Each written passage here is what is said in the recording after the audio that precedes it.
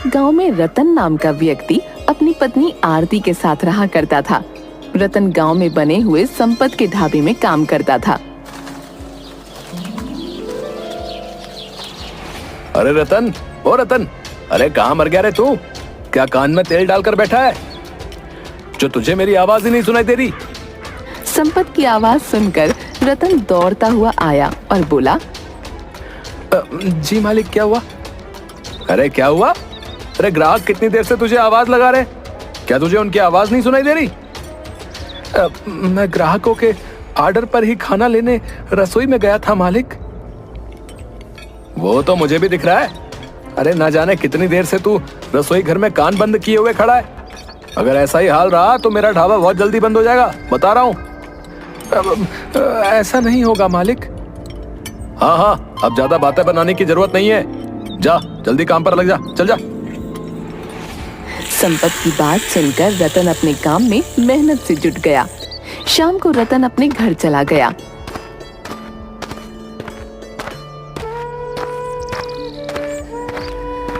जल्दी से खाना लगा दो आरती, मुझे बहुत तेजी से भूख लगी है। अजी इतनी जल्दी क्या है, पहले हाथ मुंह तो धो लीजिए। हाथ मुंह मैं ढाबे पर धोकर आया हूँ, तुम खाना लगा दो। रतन के कहने पर आरती ने रतन को खाना लगा कर दिया। रतन खाना खाने लगा। आप तो ढाबे पर काम करते हैं और कभी कभी ढाबे का मालिक आपसे देर रात तक काम करवाता है। क्या भूख लगने पर वो आपको 2 रोटी नहीं खिला सकता? तुम नहीं जानती आरती, ढाबे का मालिक संपत बहुत ही कंजूस स्वभाव का है। अच्छा सुनो, कल मुझे ढाबे पर जल्दी जाना है। क्यों, कल ऐसा क्या है? संपत जी कल मुझे शहर में किसी काम से भेजने वाले हैं। आखिर वो आपको ही काम से शहर क्यों भेजते हैं? वो खुद क्यों नहीं चले जाते? मैं उनके ढाबे पर काम करता हूँ आरती, इसलिए मुझे उनका कहना मानना ही पड़ेगा। वैसे किस काम से भेज रहे हैं वो आपको? ये तो उन्होंने अभी तक मुझे नहीं बताया। ठीक है, लेकिन आप उस कबाड़ ट्रक में मत जाइएगा। पिछली बार जब आप उस ट्रक से गए थे तो दिन भर मेरा दिल बेचैन रहा था। आरती की बात सुनकर रतन मुस्कुरा दिया। अगले दिन रतन ढाबे पर चला गया।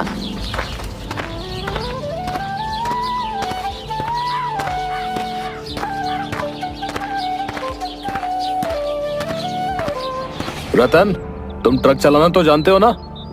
हाँ हाँ मालिक, मैं ड्राइवर ही करना जानता हूँ। लेकिन आप क्यों पूछ रहे हैं? तुम्हें जो है इस ट्रक को शहर पहुंचाना है। लेकिन मालिक, ट्रक ड्राइवर कहाँ है? क्या आप मुझे इसलिए शहर भेज रहे? हाँ, तुम्हें ट्रक को शहर में पहुंचाना है। इसकी रिपेयरिंग होनी है, तुम्हें ड्राइवर शहर में मिल जाएगा। लेकिन मालिक, ये ट्रक बहुत ही खराब हो चुका है। मेरी पत्नी ने मुझे मना भी किया है इस ट्रक से शहर जाने के लिए, और आप इसी ट्रक में मुझे ड्राइवरी करने को बोल रहे हैं। देखो रतन, अगर तुम्हें नौकरी करनी है तो तुम्हें मेरे और भी काम करने होंगे। अगर तुम ये ट्रक शहर में नहीं पहुंचा सकते तो फिर तुम अभी इसी वक्त नौकरी छोड़कर जा सकते हो। संपत की बात सुनकर मजबूरी में ट्रक लेकर वहां से चला गया। ट्रक कुछ दूर ही चला था, अचानक ट्रक का बहुत ही खतरनाक एक्सीडेंट हो गया। रतन की इस समय मौत हो गई। शाम तक रतन का अंतिम संस्कार कर दिया गया। आरती रोते हुए रतन की तस्वीर देखकर बोली, मैंने आपको मना किया था उस ट्रक से जाने के लिए। काश आप मेरी बात मान जाते तो आज आप जीवित होते। अब मैं किसके सहारे जीऊंगी? आपके अलावा मेरा इस दुनिया में आखिर कौन है? ऐसे ही कुछ दिन बीत गए। कुछ दिन बाद गांव का मुखिया आरती के घर पर आकर बोला, आखिर ऐसे कब तक घर में खुद को बंद रखोगी? अब मेरे पास इसके अलावा और चारा भी क्या है मुखिया जी? मेरी तो दुनिया लुट गई। अब होने को कौन टाल सकता है आरती? जो होना था वो हो गया। अब आगे क्या करने का इरादा है? यही सोच सोच कर मैं बुरी तरह से परेशान हूँ कि अब क्या होगा। घर का राशन भी खत्म होने को है। रतन तो बेचारा संपत के ढाबे पर काम किया करता था। अगर तुम कहो तो मैं संपत से तुम्हारे काम की बात कर लेता हूँ। तुम उसके ढाबे पर काम कर सकती हो। मुझे उसका नाम भी नहीं सुनना मुखिया जी। उसकी वजह से ही मेरे पति की जान गई है। तो फिर तुम क्या करोगी? अगर तुम चाहो तो मैं तुम्हारे दूसरे विवाह की बात गांव में किसी से चला कर देखूं क्या? मुखिया जी, मैं अब दूसरी शादी नहीं करूंगी। मैं अपना पूरा जीवन रतन की याद में बिता सकती हूँ। तुम्हारे परिवार में भी अब कोई नहीं है आरती, तो फिर तुम क्या करोगी? अब ये जीवन कैसे काटोगी? रतन अक्सर मुझसे अपना खुद का ढाबा खोलने की बात किया करते थे। मैं उनके सपने को पूरा करूंगी। आरती, ढाबा खोलने के लिए धन की आवश्यकता होती है। आप तो गांव के मुखिया हैं, क्या आप मेरी मदद नहीं कर सकते? मुखिया आरती की बात सुनकर गहरी सोच में डूबते हुए बोला, आरती, मेरे पास तो इतना धन नहीं है जो मैं तुम्हें उधार दे सकूं। लेकिन एक व्यक्ति को मैं जानता हूं जो तुम्हारी मदद कर सकता है। चलो मेरे साथ।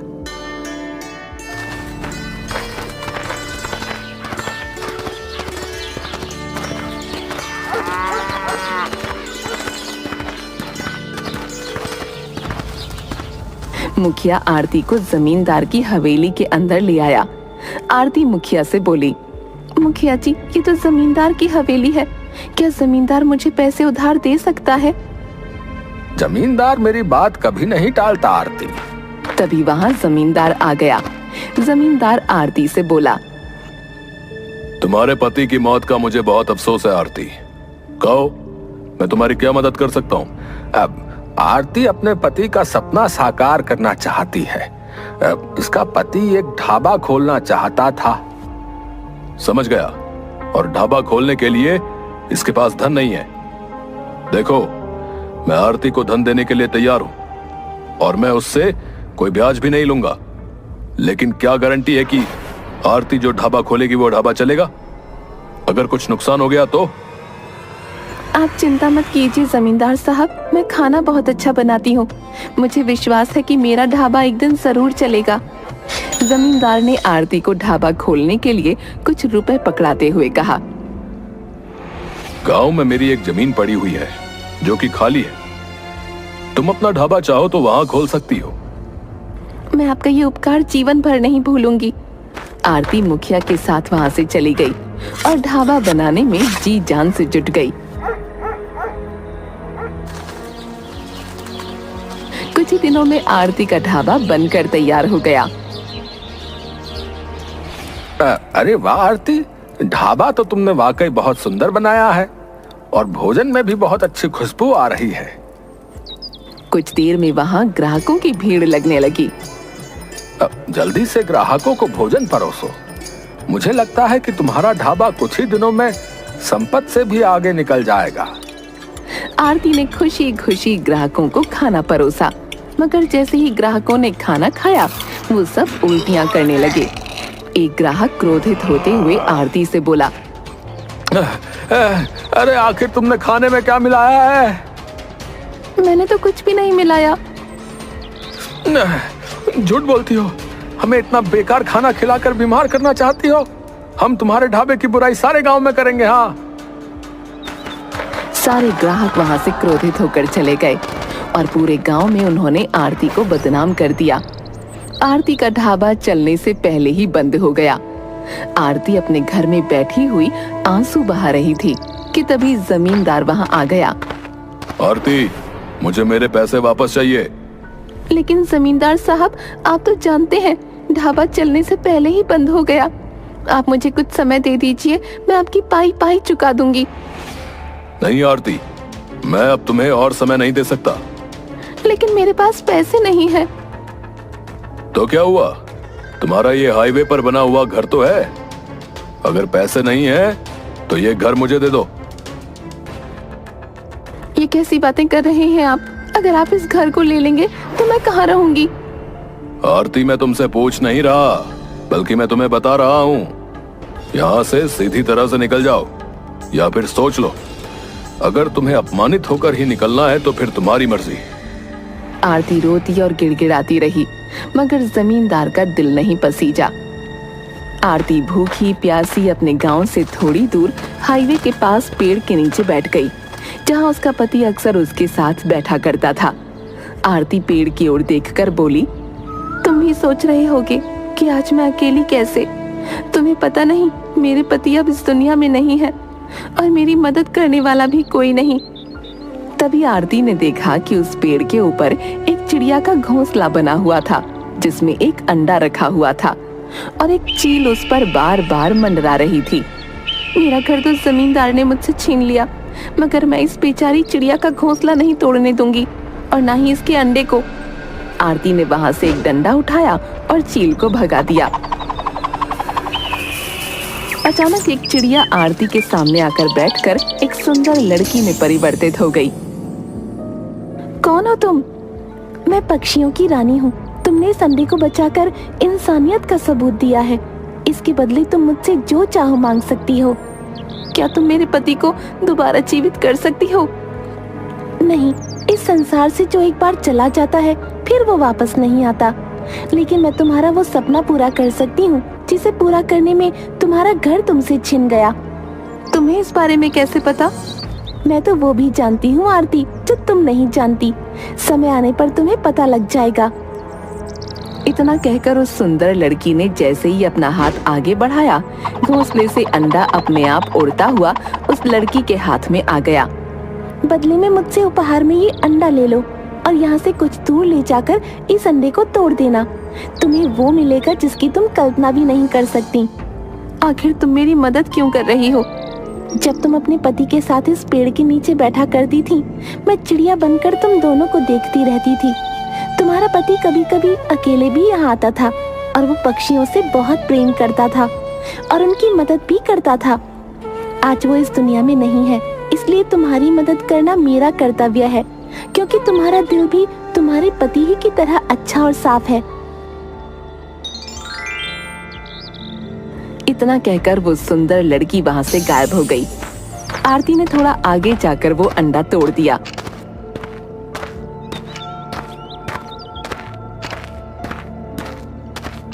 मगर जैसे ही उसने अंडे को तोड़ा, अचानक एक तेज धमाके के साथ वहां पर एक अंडे के आकार का बहुत ही सुंदर ढाबा बन गया।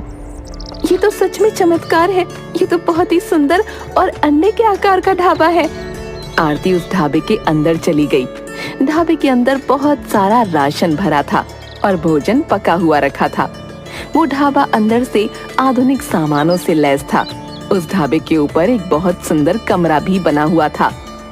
आरती फटी फटी आंखों से उस ढाबे को देख रही थी कि तभी एक कार वहां आकर रुक गई और एक व्यक्ति बाहर निकलकर आरती से बोला, अरे भाई, इस तरह के ढाबे तो मैंने अमेरिका और जापान में देखे हैं। ये किसका ढाबा है? ये मेरा ढाबा है। लेकिन ऊपर बोर्ड में तो रतन का ढाबा लिखा हुआ है। आरती ने जैसे ही नजर दौड़ाई तो ढाबे के ऊपर रतन का ढाबा लिखा हुआ था। आरती की आंखों में आंसू आ गए। रतन मेरे पति थे, जो अब इस दुनिया में नहीं है।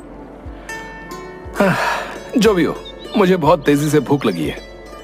इतना बोलकर वो व्यक्ति ढाबे के अंदर चला गया और आरती ने उसे खाना परोसा। खाना खाकर वो व्यक्ति उंगलियां चाटते हुए बोला,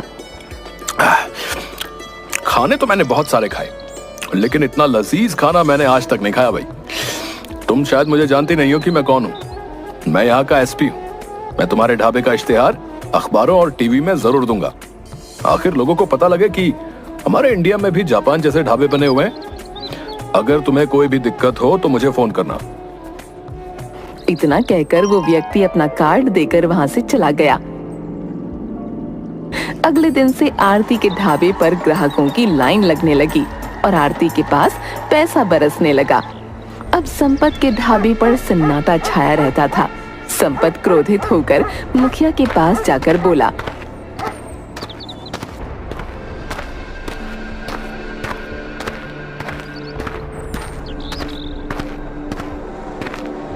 मुखिया जी, आज नौबत यहाँ तक आ गई कि मेरे ढाबे पर कुत्ते लौट रहे हैं। तो इसमें मैं क्या कर सकता हूँ संपत?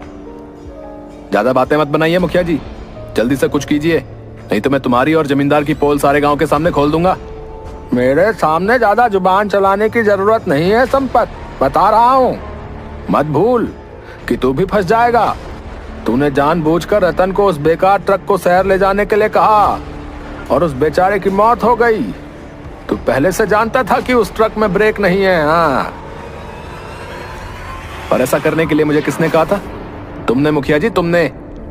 और तो और तुमने मुझसे वादा किया था कि आरती का मकान बेचने के बाद तुम मुझे कुछ हिस्सा दोगे।